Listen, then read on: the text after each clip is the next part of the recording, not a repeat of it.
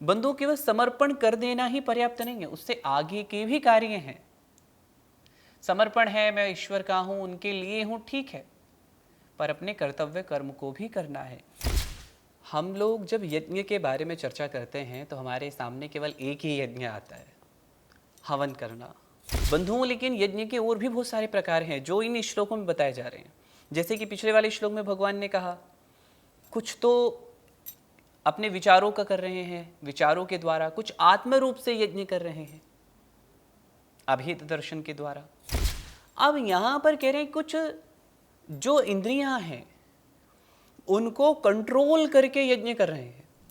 सर्व वेदांत सिद्धांत गोचरम तमगोचरम गोविंदम परमानंदम सद्गुरुं प्रणतोस्म्यहम् वसुदेवसुतं देवं कंसचाणूरमर्दनं देवकी परमानंदं कृष्णं वन्दे जगद्गुरुं कृष्णं वन्दे जगद्गुरुं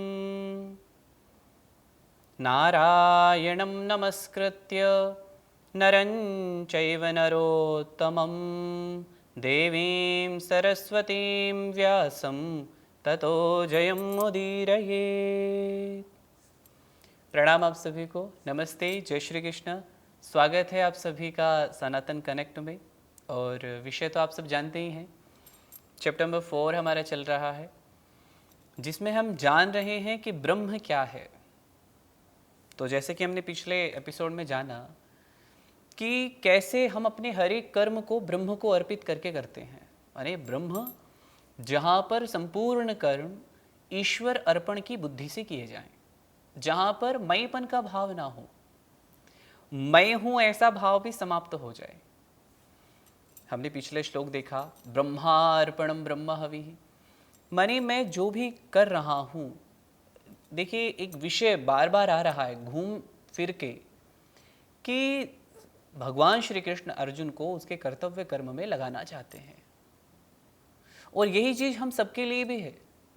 बंधु, केवल समर्पण कर देना ही पर्याप्त नहीं है, उससे आगे के भी कार्य हैं। समर्पण है, मैं ईश्वर का हूं, उनके लिए हूं, ठीक है, पर अपने कर्तव्य कर्म को भी करना है। और अधिक हमारे ऊपर उत्तरदायित्व आ जाता है जब हम ईश्वर के हो जाते हैं तब, क्योंकि फिर हम उनके हो गए हैं तो हमारे द्वारा किया गया प्रत्येक कर्म रिप्रेजेंट किसको कर रहा है? जिसके हैं उसको। तो इसलिए बहुत संभल कर चलना होता है। आरंभ करते हैं श्लोक संख्या 25 से। देवमेवापरे यज्ञं योगिनः पर्युपासते ब्रह्माज्ञावपरे यज्ञं यज्ञेनैवोपजुह्वति। भगवान इस श्लोक में आरंभ करते हैं कहना अर्जुन से कि कुछ लोग विचार के द्वारा यज्ञ करते हैं, अपने विचारों को आहूत करते हैं, कुछ देव दर्शन के लिए करते हैं, विभिन्न अनुष्ठान करते हैं। पर मुख्य बात क्या है? जगत में कार्य करते हुए ज्ञानी पुरुष के हृदय के भाव को कुछ इन्हीं श्लोकों में बताया गया है। साधक के मन में एक शंका उत्पन्न होती है कि ध्यान अवस्था में बुद्धि से भी परे, माने उसकी दृष्टा आत्मा का साक्षात अनुभव होता है, परंतु कुछ काल के लिए ही। गौतम बुद्ध जैसे कुछ महापुरुषों को हम कार्य में अत्यधिक व्यस्त देखते हैं, जबकि कोई महात्मा एक स्थान पर रहकर अपने सीमित क्षेत्र में कार्य करते देखे जाते हैं, जैसे कि भगवान रमण महर्षि। कुछ अन्य संत सामान्य जीवन ही व्यतीत करते हैं। तो साधक को ये जानने की उत्सुकता रहती है कि जगत में अनेक वस्तुओं के संपर्क में आने पर ज्ञानी पुरुष के मन की क्या भावना होती है। इस श्लोक में भी उसी प्रकार से बताया गया है कि कुछ ज्ञानी जन अभेद रूप से भगवान के दर्शन के लिए लालायित रहते हैं, तो कुछ वैसे यज्ञ करते हैं, कुछ अनुष्ठान के माध्यम से करते हैं, और कुछ आत्मरूप यज्ञ का ही हवन करते हैं, विचारों के द्वारा, श्रोत्रादीनिन्द्रियाण्ये संयमाग्निषु जुह्वति शब्दादीन् विषयानन्य इंद्रियाग्निषु जुह्वति। हम लोग जब यज्ञ के बारे में चर्चा करते हैं तो हमारे सामने केवल एक ही यज्ञ आता है, हवन करना, जिसमें सामग्री होगी, घी होगा, स्वाहा कर रहे होंगे, उसको यज्ञ मानते हैं बंधुओं। लेकिन यज्ञ के और भी बहुत सारे प्रकार हैं जो इन श्लोकों में बताए जा रहे हैं। जैसे कि पिछले वाले श्लोक में भगवान ने कहा, कुछ तो अपने विचारों का कर रहे हैं, विचारों के द्वारा, कुछ आत्म रूप से यज्ञ कर रहे हैं अभेद दर्शन के द्वारा। अब यहां पर कह रहे हैं कुछ जो इंद्रियां हैं उनको कंट्रोल करके यज्ञ कर रहे हैं, माने अपनी इंद्रियों पर नियंत्रण करना, उनको विषय वासनाओं में प्रवृत्त न होने देना, उन पर संयमन करना, यह भी यज्ञ है। अब इसमें क्योंकि यज्ञ के दो प्रकार बताए हैं, एक तो कहा कि इंद्रियों के द्वारा एकांत में, जैसे सुन करके क्या सुनना है, क्या देखना है, तो जब इस पर नियंत्रण हो जाएगा तो राग द्वेष मिटने लगेंगे, धीरे धीरे अभाव होने लगेगा, किसका? आसक्ति का। तो उसके बाद का शब्दादीन विषयानन्य। अब क्योंकि इंद्रियों के विषय क्या है, तो कानों के विषय क्या है? सुनना। नेत्रों का विषय क्या है? देखना। त्वचा का विषय क्या है? स्पर्श, जिसे हम कहते हैं। फिर इन पर नियंत्रण करना, तो कुछ इनके द्वारा अपने विचारों से, या ये कहिए कि जो इंद्रियों के विषय हैं उनके द्वारा यज्ञ कर रहे हैं। तो ये दो प्रकार के यज्ञ भगवान ने इसमें बताए कि कुछ तो कर रहे हैं इंद्रियों पे कंट्रोल करके बाहर से, और फिर अंदर से, दोनों प्रकार से। उसके बाद अगले श्लोक में कहते हैं, सर्वाणि इंद्रिय कर्माणि प्राणकर्माणि चापरे आत्मसंयम योगाग्नौ जुह्वति ज्ञान दीपिते। दिव्य सत्य के ज्ञान के द्वारा अहंकार को संयमित करने को यहाँ आत्मसंयम योग कहा है। इस साधना के द्वारा कर्मेंद्रियों और ज्ञानेंद्रियों के अनकंट्रोल बिजनेस को कंट्रोल किया जा सकता है। तो इस प्रकार 5 यज्ञों का वर्णन करने के बाद भगवान अगले श्लोकों में 5 और साधनाएं बताते हैं। मानो वे अर्जुन को ये समझाना चाहते हो कि इस प्रकार की सैकड़ों साधनाएं बताई जा चुकी हैं या बताई जा सकती हैं। वस्तुतः यदि देखें तो इस श्लोक में समाधि को यज्ञ कहा है, क्योंकि ज्ञानेंद्रियां और कर्मेंद्रियों जब इनकी क्रियाएं रुक जाएगी, तो क्रियाओं को रोकना क्या है? जब चित्त शांत हो जाएगा, जब मन पवित्र हो जाएगा। तो जब मन पवित्र होगा, चित्त शांत हो जाएगा, बाहर की और अंदर की सब क्रियाएं रुक जाएंगी, तो इसको समाधि कहते हैं। तो ये जो समाधि की जो क्रिया है, मानी जो समाधि है, तो इसमें समाधि को ही यज्ञ कहा है, क्योंकि उसमें इंद्रियां सर्वथा निश्चल और शांत हो जाती हैं। समाधि रूप यज्ञ में प्राणों की क्रियाओं का भी हवन हो जाता है। कहने का अभिप्राय यह है कि प्राणों की जो क्रिया है वह भी रुकने लगती है। इसके बहुत सारे योग के अभ्यास भी हैं, जैसे कुंभक के द्वारा जब हम कुंभक प्राणायाम करते हैं तो उसमें सांस भी रुकने लग जाती है, प्राणों का भी हवन होता है। जब कुंभक प्राणायाम में, क्योंकि सांस को रोकने का अभ्यास है इसमें, तो जब अभ्यास बढ़ता जाता है तो साधक घंटों तक बैठ सकता है, फिर घंटे वहीं दिन में बढ़ने लगते हैं, फिर बहुत लंबे समय तक बैठ जाता है। एक तो ये, इसमें कई बार इसको हठ योग में भी ले लेते हैं। दूसरी मन को पवित्र करके, अपने चित्त को शांत करके, क्योंकि जब मन एकाग्र होता है तब भी शरीर में प्राणों की गति रुकने लगती है। अब यहाँ प्राणों की गति रुकने से अभिप्राय ये नहीं है कि मृत्यु को प्राप्त हो गए, ऐसा नहीं है। यहाँ पर तात्पर्य है वह जो प्रकाश स्वरूप आत्म तत्व है उसमें विलीन हो जाना। इससे आगे भगवान और भी बहुत सारी बातें अर्जुन से कर रहे हैं। वह कौन सी चीजें हैं जो बता रहे हैं, अगले श्लोक में देखते हैं। द्रव्य यज्ञास्तपो यज्ञ योग यज्ञास्तथा परे स्वाध्याय ज्ञान यज्ञश्च यतयः संशितव्रताः। इस श्लोक में 5 प्रकार के यज्ञ का वर्णन किया है।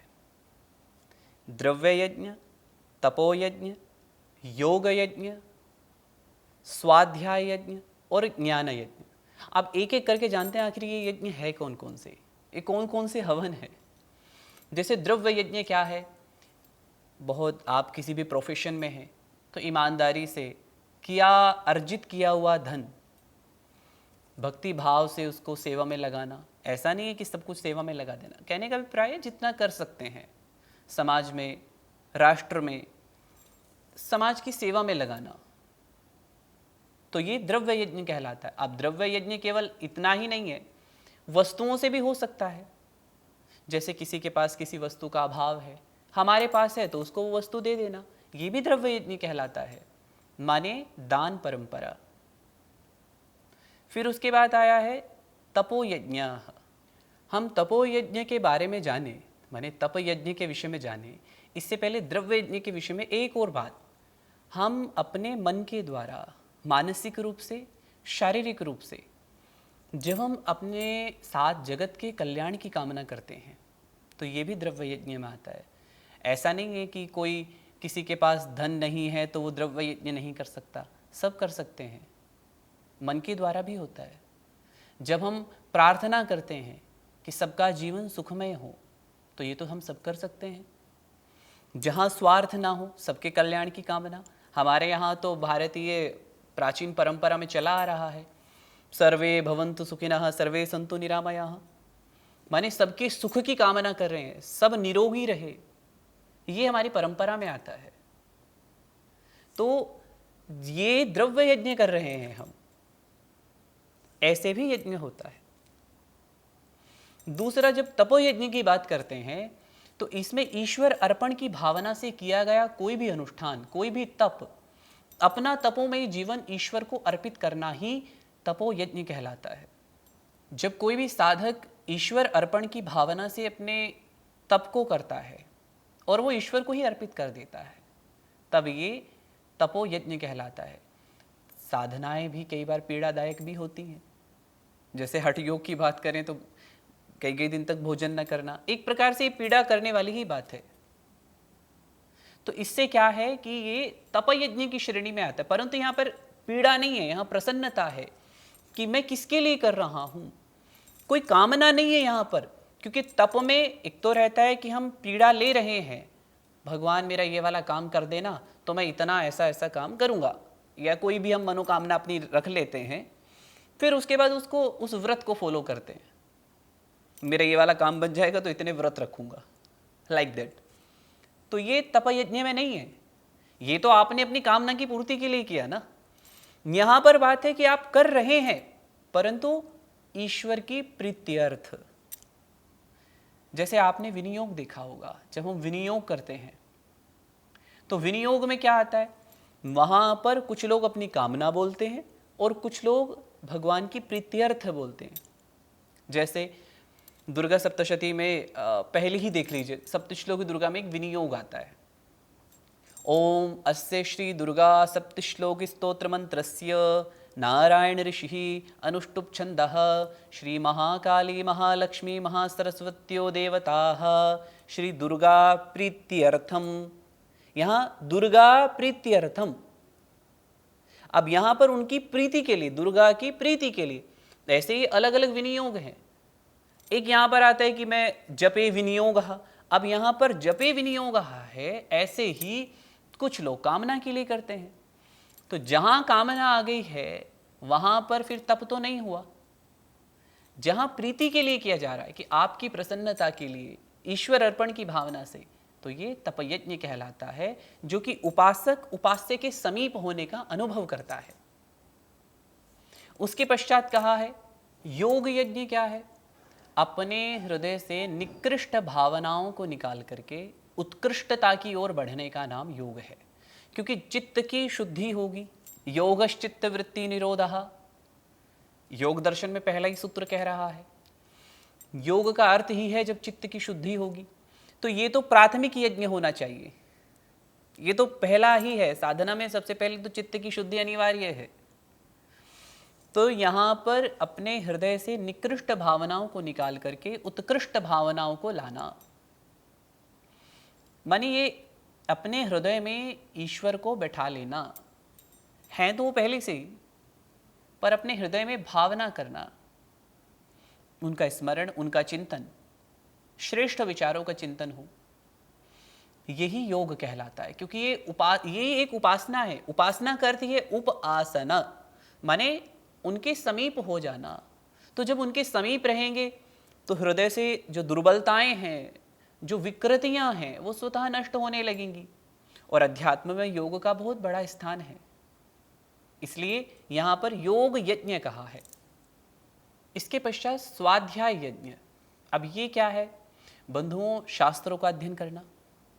प्रतिदिन शास्त्रों का अध्ययन करेंगे तब हमें ठीक ज्ञान की ओर बढ़ने का एक अवसर मिलेगा।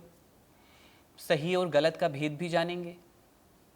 हमारे ऋषि मुनि भी प्राचीन समय में अपने समय को स्वाध्याय में अधिक लगाते थे। स्वाध्याय का अर्थ एक ये भी रहता है स्वयं का निरीक्षण करना, मेरे अंदर कौन सी दुर्बलताएं हैं, किनको दूर करना चाहिए, इन दुर्बलताओं को हटाना है। तो इसलिए स्वयं का अध्ययन अनिवार्य है। तो शास्त्रों का अध्ययन करेंगे तो ठीक दिशा भी मिलेगी। पीछे भी आगे इस बातों में भी चर्चाएं होंगी कि तस्मात् शास्त्रम प्रमाणम, शास्त्र ही प्रमाण होते हैं। तो जब शास्त्रों का अध्ययन करेंगे तो ज्ञान भी बढ़ेगा। तो जब ज्ञान बढ़ने लगेगा, जब ये जो अंधकार है ये समाप्त होने लगेगा, तो स्वाध्याय यज्ञ एक तरह से संपूर्ण होगा। इसलिए प्रतिदिन शास्त्रों का भी चिंतन, मनन, पठन पाठन करना चाहिए। जो अंतिम यहां पर कहा गया है वह है ज्ञान यज्ञ। अब ये जो ज्ञान यज्ञ है, इसके विषय में आप ऐसा कहिए कि जब व्यक्ति शास्त्रों का अध्ययन करने लगता है तो अंधकार समाप्त होने लगता है। तो जब ज्ञान का उदय होता है तब अज्ञान की आहुति दे दी जाती है। तो जब अज्ञान की आहुति दी जाती है तब ज्ञान का उदय, ज्ञान प्रकाश में आने लगता है, और इसे ही कहते हैं ज्ञान यज्ञ। महर्षि वेदव्यास जी ने मौलिक सिद्धांतों को भगवत गीता में प्रतिपादित किया है। अभी जो हम कर रहे हैं ये स्वाध्याय यज्ञ भी है, ये ज्ञान यज्ञ भी है, दोनों ही हैं। क्योंकि यहाँ पर हम स्वाध्याय भी कर रहे हैं, स्वयं का अध्ययन भी कर रहे हैं, मैं कहाँ हूँ, मैं कहाँ स्टैंड कर रहा हूँ, हम ये भी देख रहे हैं, और हम ठीक दिशा की ओर भी बढ़ रहे हैं। हम सही चीज़ों को भी जानने का प्रयास कर रहे हैं। तो ये ज्ञान यज्ञ है। ये जो 5 सोपान बताए गए हैं, इनके द्वारा यदि हम दृढ़ प्रतिज्ञा करके बढ़े तो निश्चित रूप से सफलता को पा सकते हैं। बंधुओं, केवल इच्छा करने मात्र से ही अध्यात्म के मार्ग में प्रगति नहीं होती, इन सोपानों का पालन भी करना होता है। यदि अध्यात्म के मार्ग में बढ़ना चाहते हैं या जीवन में किसी भी मार्ग की ओर प्रेरित होना चाहते हैं, बढ़ना चाहते हैं, तो इनका पालन करना चाहिए। क्योंकि साधना उपदेश चल रहा है, तो साधना उपदेश के क्रम में भगवान आगे प्राणायाम के विषय में अर्जुन को बताते हैं। अपाने जुह्वति प्राणं प्राणे पानं तथा परे प्राणापानगतिरुद्ध्वा प्राणायामपरायणाः अपरे नियताहाराः प्राणान् प्राणेषु जुह्वति सर्वेप्येते यज्ञविदो यज्ञक्षपितकल्मषाः।